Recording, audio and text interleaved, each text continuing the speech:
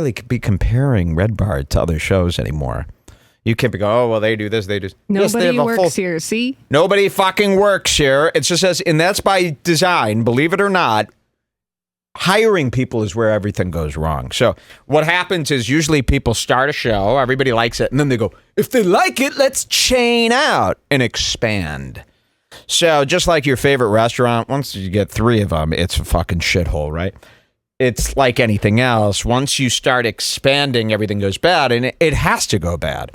See, once I hire a staff member, now I've got some shitty staff member doing the job that I used to do. He's doing it worse. I hate him. He hates me, and he's eventually going to quit and share my secrets. And you can't scream at them like you can wife. I can't scream at them. So I'm already, and most people don't look at it this way, and I've kind of learned the hard way.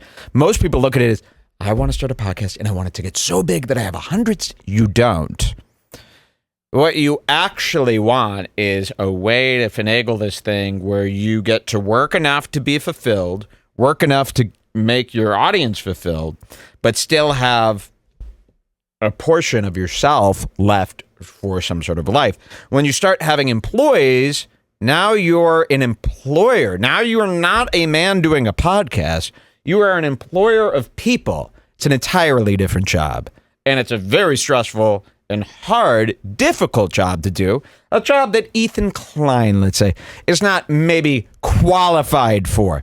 So well, I would say maybe Ethan is qualified as a business owner boss, but he's not qualified to also be the host. So there you go. Do you want a host or you want a guy running a business? I say this all the time when I watch Logan Paul, and all of his content has turned into just bragging about his business endeavors. And I go, how does this benefit the listener? How does the listener get a better show by you being better at business? They don't.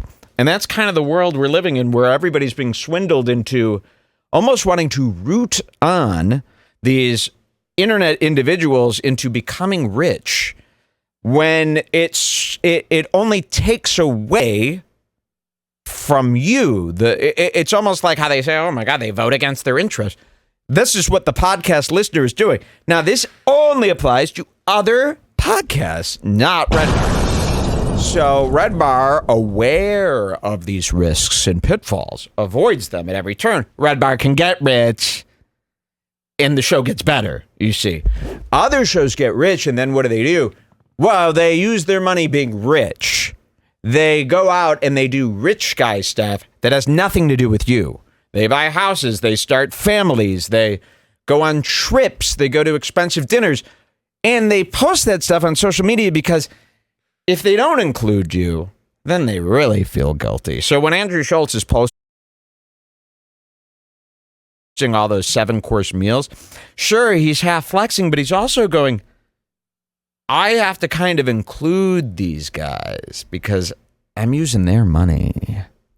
It's like when Logan has to share his $5 million Pokemon card on his app. And it's all getting real crazy. And I'm telling you, you want your hosts here and there, here and on the computer, working on being host. You don't want your host just fucking gallivanting and doing God knows what. And that's what all these people are doing. And you're all cheering them on as if it's dope. It is not dope. And you will be the one that suffers. So we're talking about Sam Roberts. How does this, what was I talking about? Oh, yes, but we're the only step. You hire somebody, that's where it all goes bad. And I always say this, and this is the best part of this whole point, is that imagine if you were a company, right? And all of a sudden you had 1 million customers, which is even under the average of what most of these guys have now. They're talking 3 million. So imagine you start a company and you all of a sudden have 1 million customers. You can't really run a business for 1 million customers by yourself. So that's what some of these people are attempting to do, and that's why their lives are turning into garbage. You can't even you can't have 300,000 customers and just think you're going to run it yourself. Any other business in the past would have hundreds of employees, and now that's what the podcasts are starting to do. That's what they're starting to do, and they're convoluting it, and they're making it this giant business enterprise, and all it's doing is making it's not like the content's getting better. We're watching every podcast on the planet turn into a giant corp and get worse at the same time. You're not seeing any of this money going into any of these shows. You're seeing the hosts out to dinner every day on Instagram and going to hotels every night.